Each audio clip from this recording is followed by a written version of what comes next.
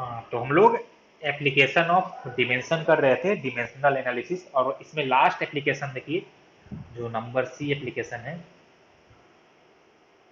Number C application का जो नाम है, मतलब जो हम लोग करने वाला है, एस्टेब्लिशिंग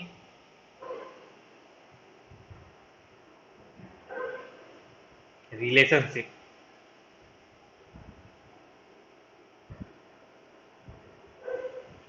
इस डिमेंशनल मेथड का या डिमेंशनल एनालिसिस का यूज करके हम लोग कुछ फिजिकल क्वांटिटी के बीच में क्या उनके बीच में रिलेशन होगा वो भी स्टेब्लिश कर सकते हैं। मतलब सिंपली कि फार्मूला क्या उनका फार्मूला आ सकता है वो हम लोग कर सकते हैं। हालांकि मैंने तुमको बताया था कि डिमेंशनली करेक्ट जो इक्वेशंस आते हैं या फार्मूला जो आते हैं वो हमेशा सही हो ऐसा जरूरी नहीं है। तो इसीलिए हम लोग जो यहाँ पे डिमेंशन मेथड का यूज करके हम लोग जो फार्मूला या जो हम लोग रिलेशन एस्टेब्लिश करेंगे हो सकता है वो गलत भी हो।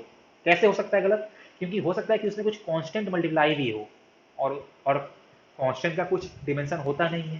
तो अगर हम वो कांस्टेंट नहीं भी लें तो भी मेरा सही सही डिमेंशनली वाला रिलेशन आ जाएगा। लेकिन आप कांस्टेंट अगर मल्टीप्लाई नहीं करते हो तो आपका एक्चुअल में वो इक्वेशन सही नहीं है। तो ये इसका ड्रॉबैक है, लेकिन फिर भी एक हद तक ये ठीक भी है। ये कंप्लीटली एक्यूरेट नहीं है। सिंपल सी कहानी ये है कि कंप्लीटली एक्यूरेट नहीं है। तो सीखते हैं कि कैसे हम लोग ये करेंगे। तो जैसे मान लो, चलो इसको हम लोग एक क्वेश्चन से समझते हैं, वो सबसे सही होता है कि थ्योरी लिखने के बजाय हम लोग क्वेश्चन से ट्राई करें। तो हमने एक क्वेश्चन लिया, establish relationship between kinetic energy,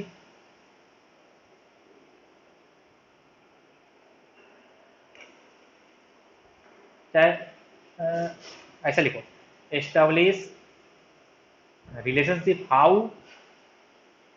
how kinetic energy depends upon mass and velocity. या आप इसको ऐसे भी बोल सकते हो कि establish relationship showing how kinetic energy is related to mass and velocity। तो आप ऐसे ही बोल सकते हो। सबको पता है फॉर्मूला कि के क्या होता है, हाफ एम बी स्क्वायर, ये सबको पता है, कोई बात नहीं। चलो अब देखते हैं कि ये मेथड वाला यूज कैसे कर सकते हैं हम लोग। बहुत ही अच्छा, इंटरेस्टिंग है, देखते हैं एक बार।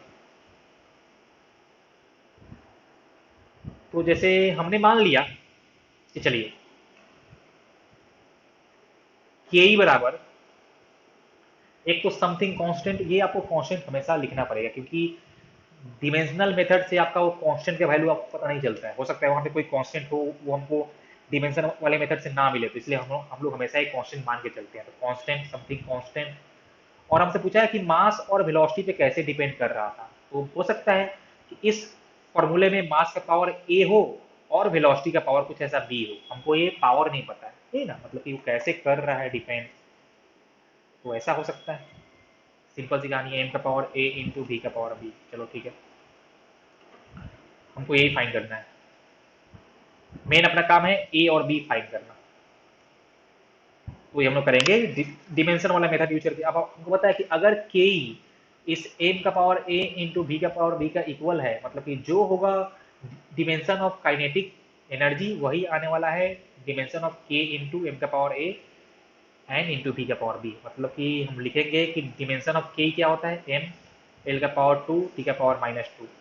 और डिमेंशन ऑफ के एम का पावर ए इंटू बी का पावर बी भी यही होना चाहिए, एम एल का पावर टू टी का पावर माइनस टू।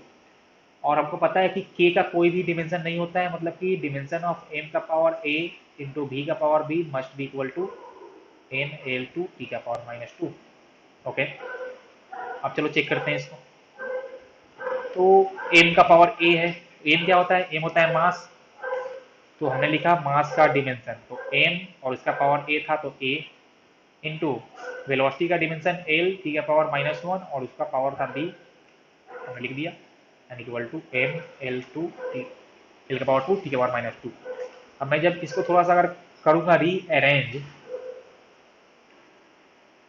देखो ये कुछ आएगा, एम का पावर ए एल का पावर बी टी का power minus B equal to M L का पावर 2 टी का पावर माइनस 2। अब तुमको करना क्या है ना कि सबका पावर मतलब कि लेफ्ट साइड और राइट साइड इक्वेट कर दो। देखो यहाँ पे था लेफ्ट साइड में m का पावर a और यहाँ राइट साइड में m का पावर 1, मतलब a must be equal to 1। l का पावर b तो यहाँ पे है l का पावर 2 तो b का value must be equal to 2। t के लिए तो minus B must be equal to minus 2, तो देखो यहाँ से भी b 2 ही आ रहा है। मतलब कि मेरा जो रिलेशनशिप बन रहा था उसमें a का वैल्यू होना चाहिए 1 और b का वैल्यू होना चाहिए 2। मतलब कि काइनेटिक एनर्जी जो मास और वेलोसिटी पे डिपेंड कर रहा होगा वो कुछ ऐसा आएगा, k equal to something constant mass का पावर 1 एंड वेलोसिटी का पावर 2। और इसको हम लिख सकते हैं k equal to something constant के एम वी स्क्वायर। और सबको पता है कि ये जो कांस्टेंट है वो हाफ होता है, तो जो मेरा रिलेशनशिप बनता है वो हाफ एम वी स्क्वायर ही बनता है। तो आपको यहाँ पे कांस्टेंट का वैल्यू नहीं आपको नहीं लिखना होता है बस सबसे, क्योंकि बहुत सारे ऐसे आएंगे जहाँ पे आपको फॉर्मूला पहले से नहीं पता होता है, तो हम लोग सिर्फ उसका पावर फाइंड कर सकते हैं। उस कांस्टेंट का वैल्यू एक्चुअल में क्या है हम लोग नहीं पता सकते, तो हम लोग सिर्फ लिखते हैं कि वहाँ पे एक कांस्टेंट आया होगा, तो के और इंटू जो पावर आएगा हम लोग वो पावर लिख देंगे। मतलब कि इसका जो आंसर होता है वो होता है के बराबर के एम वी स्क्वायर। अब हमको इसका फॉर्मूला पता था कि वो हाफ एम वी स्क्वायर होता है, इसलिए मैंने बोल दिया आपको कि वो के का वैल्यू हाफ आता है। बोलो ये ठीक है कहानी, जैसे मैंने किया एस्टेब्लिश।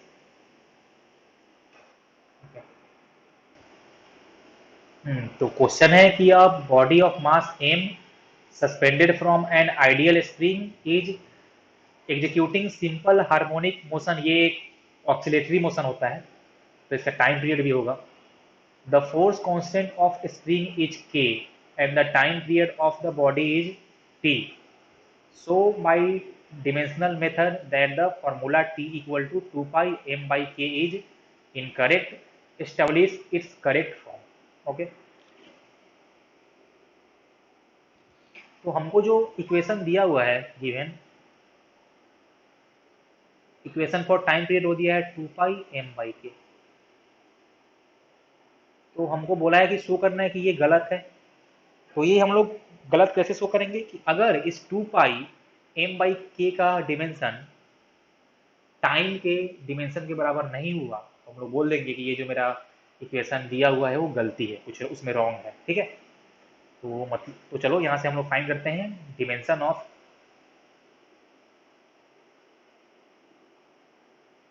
2 पाई एम बाई के।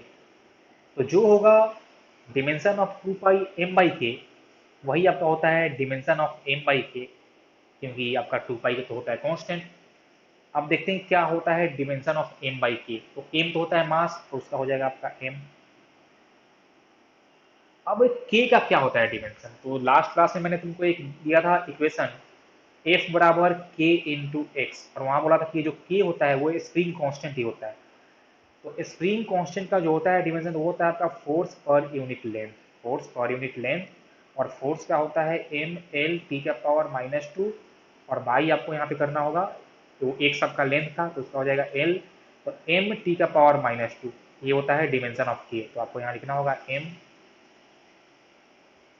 टी का पावर माइनस 2। तो देखिए एम से एम हो गया कैंसल आउट, और यहाँ पे है 1 बाई टी का पावर माइनस 2, तो ये आपका हो जाएगा, जब ये जाएगा ऊपर आप लेके जाओगे तो ये हो जाएगा टी का पावर 2, टी का पावर 2। क्योंकि हमने देखा कि dimension of 2 pi M by K is equal to T square, और वो है डिमेंशन ऑफ टाइम स्क्वायर, वो है डिमेंशन ऑफ टाइम स्क्वायर। लेकिन हमको इसका डिमेंशन इक्वल टू टाइम का चाहिए था, मतलब ये हमको इक्वल टू टी ही चाहिए था, लेकिन वो हैगा वो आपका है टी स्क्वायर, तो इसलिए ये गलत इक्वेशन। एक मिनट, तो लिखो कि दिस यहाँ hair dimension of 2 pi m by k is not equal to dimension of t, so equation is incorrect।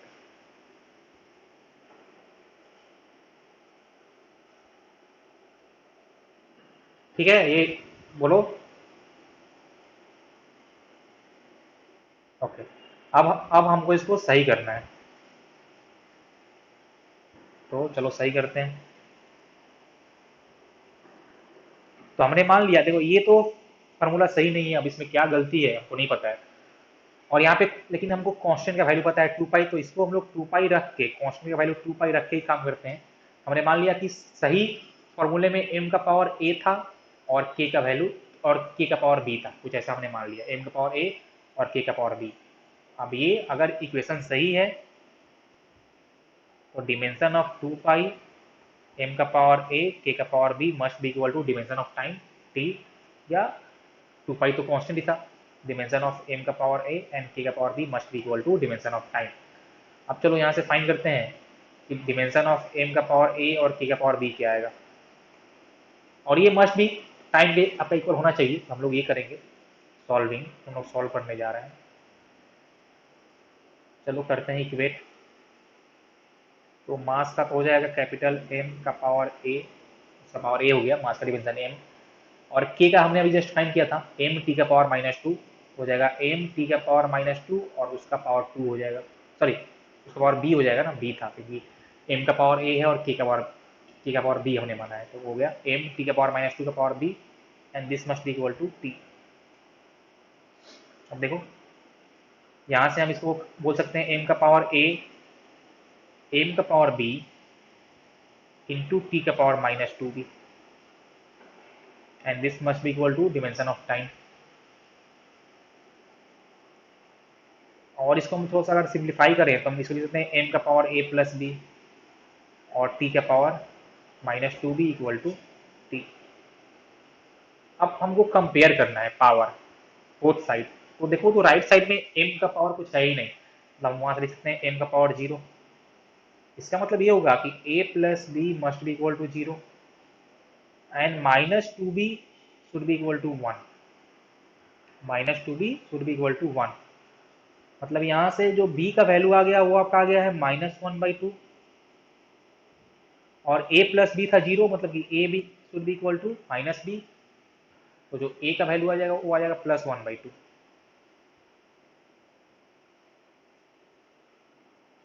अब हमको a और b का वैल्यू मिल गया, तो हमको जैसे ही a का वैल्यू, a और b का वैल्यू मिल गया, तो हम लोग क्या बोलेंगे, जो टाइम पीरियड का था फॉर्मूला वो था 2 पाई m का पावर 1/m का पावर a और a का वैल्यू आया +1/2, तो m का पावर 1/2, और k का पावर b था और b आया है -1/2, तो k का पावर -1/2। ये हुआ सही फार्मूला, या इसको तुम थोड़ा सा देखो चाहो तो इसको 2 pi square root of m by k भी लिख सकते हो, and this is the correct equation जो कि तुमको पढ़ना है सिंपल हार्मोनिक मोशन में। तो फिलहाल हमने इसको डिमेंशनली चेक करके इसको फाइंड किया है इक्वेशन। बोलो ठीक है ना कहानी ये। चलो यहाँ पे हमने एक क्वेश्चन लिया है, वो तो मैं ये सेकंड क्वेश्चन अभी सॉल्व करूंगा, और ये क्वेश्चन होमवर्क है।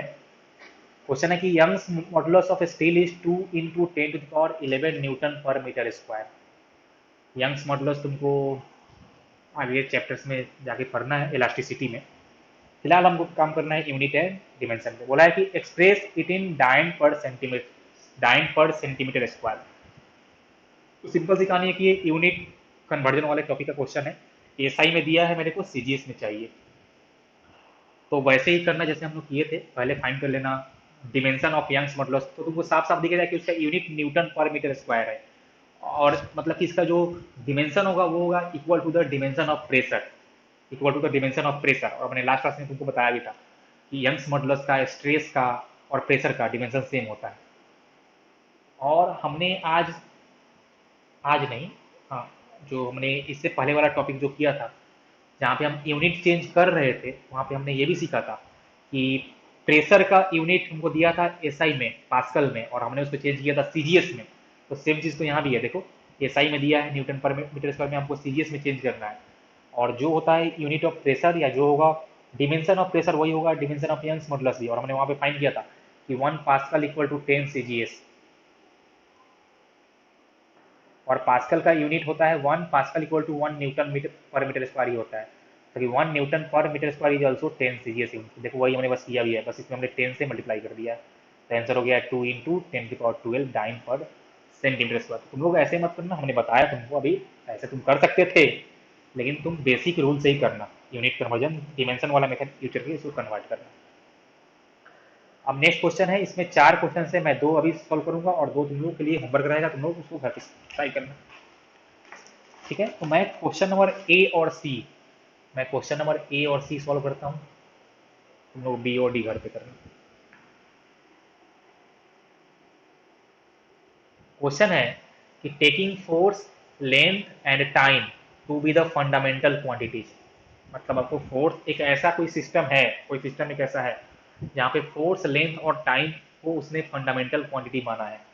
तो अभी आपको फाइंड करना है, फाइंड द डिमेंशन ऑफ, कि अब इस यूनिट सिस्टम में डेंसिटी का क्या होगा डिमेंशन, प्रेशर का क्या होगा डिमेंशन, मोमेंटम का क्या होगा डिमेंशन, और एनर्जी का क्या होने वाला है डिमेंशन। जो हम लोग एसआई सिस्टम मानते हैं उसमें हम लोग लेंथ, टाइम, मास को मानते हैं फंडामेंटल, लेकिन इसने फोर्स, लेंथ और टाइम को माना है। ठीक है, तो बाकी सारी क्वांटिटी का आपको फाइंड करना है, कोई कष्ट की बात नहीं है।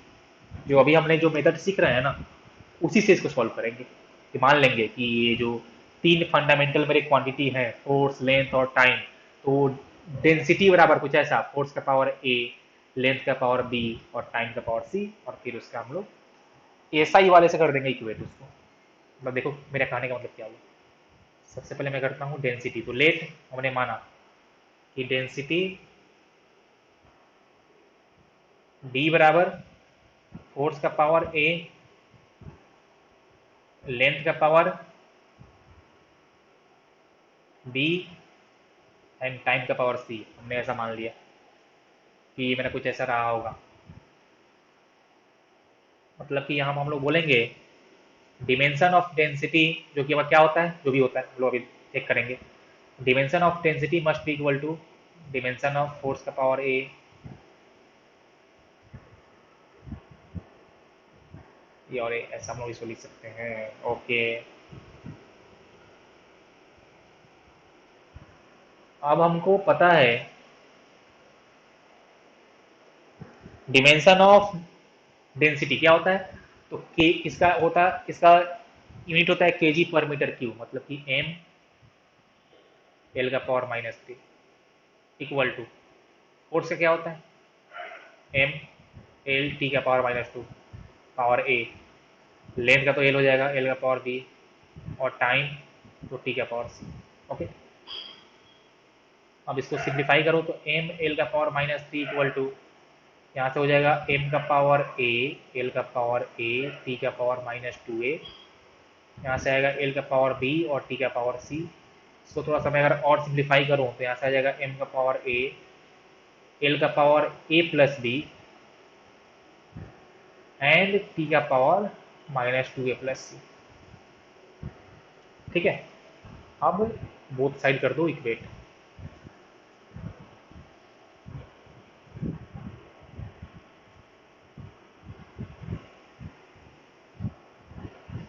तो बोथ साइड हम लोग करेंगे इक्वेट।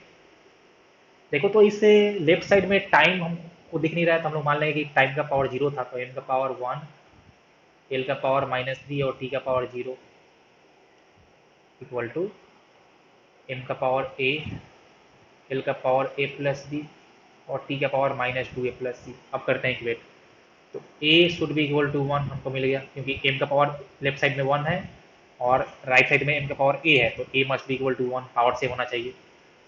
एल का पावर -3 था, लिखेंगे -3 equal to A plus B, and T का पावर 0 था तो 0 इक्वल टू -2a प्लस सी।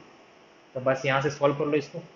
देखो तो यहाँ से आ जाएगा 2a इक्वल टू सी, तो इसका वैल्यू हम करेंगे पुट यहाँ पे, सॉरी 2a इक्वल टू सी, और हमको a का वैल्यू पहले से पता है 1, तो यहाँ से c का वैल्यू आ जाएगा 2 इंटू 1 मतलब 2, तो c का वैल्यू हमको मिल गया है 2, c का वैल्यू हमको मिल गया है 2, और a प्लस बी था -3, तो -3 equal to A plus B, और ए कितना था, ए था 1 प्लस बी, तो बी हो गया -4।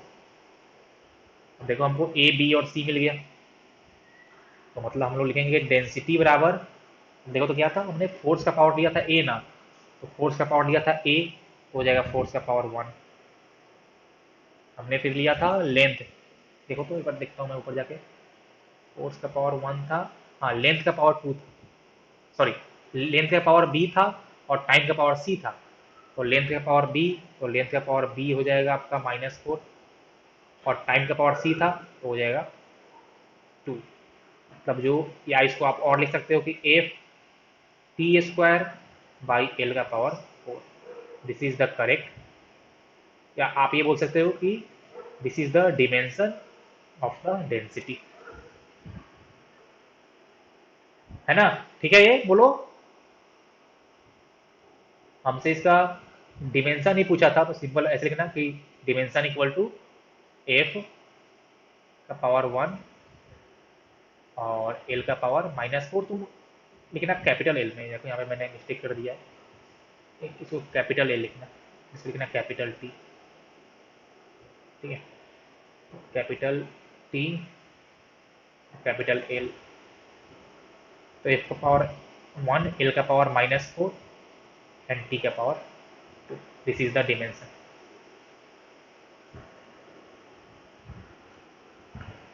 एक क्वेश्चन हमने कहा था कि मैं एक और सॉल्व करूंगा, तो सेकेंड वाला था अपना फॉर एनर्जी, जो कि ऑप्शन सी, मतलब जो नंबर सी था, सी वाला, कि हमको फाइंड करना था डिमेंशन फॉर एनर्जी। तो मैं लिखता हूँ कि energy equal to, let energy E equal to force का पावर ए, लेंथ का पावर बी और टाइम का पावर सी, कुछ ऐसा रहेगा। मतलब कि dimension of energy must be equal to dimension of F का पावर ए, एल का पावर बी, टी का पावर सी। मैं इसको करूंगा सिंप्लीफाई, तो dimension of energy is M L का पावर 2, टी का पावर -2 इक्वल टू फोर्स का हो जाएगा आपका एम एल टी का पावर -2 का पावर ए, लेंथ का तो एल ही होगा, तो ये एल का पावर बी और टी का पावर सी। यहाँ से हो जाएगा एम एल टू का पावर 2, टी का पावर -2 इक्वल टू यहाँ पे एम का पावर ए, एल का पावर ए प्लस बी और टी का power -2 A plus C.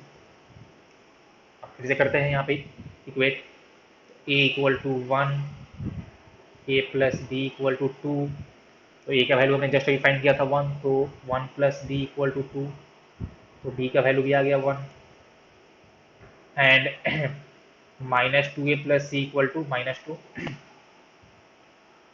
Okay, -2 into A का वैल्यू 1 आया था, तो 1 प्लस सी इक्वल टू -2। देखो यहाँ सी का वैल्यू आ गया 0, तो सी का वैल्यू आ गया 0, तो हो गया। अब हम यहाँ से लिखेंगे कि dimension of energy equal to force का पावर ए, मतलब एफ का पावर 1 एंड एल का पावर बी था, तो बी का वैल्यू आया है आपका 1 ही तो आया है यहाँ, तो एल का पावर 1, और टाइम का पावर सी था तो सी आया है 0, तो टाइम का power 0। This is the answer. बोलो ठीक है।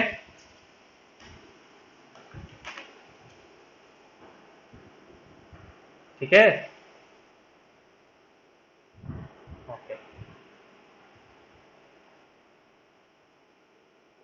अच्छा ठीक है, अब जो दो बाकी था वो तुम लोग खुद से सॉल्व करना, ठीक है ना? दो था बाकी, एक था फॉर प्रेशर और एक था बाकी फॉर मोमेंटम। अच्छा, मैंने जो सॉल्व किया वो सॉल्व किया ए और डी, मैंने ए और डी सॉल्व किया है क्योंकि डी में था एनर्जी। कोई बात नहीं, मैंने सॉल्व किया है ए और डी। बाकी दो का मैं आंसर बोल दे रहा हूँ क्या आएगा। इसका आएगा एफ एल का पावर -2, टी नहीं है, मतलब कि टी का पावर हो जाएगा 0, और जो आपका ऑप्शन सी आएगा मोमेंटम का, उसका आएगा एफ टी। तो ये तुम लोग घर पे सॉल्व करना, आसान है, उसमें कोई चाप नहीं है। और ये अपना चैप्टर खत्म हो गया, डिमेंशन, डिमेंशन चैप्टर खत्म।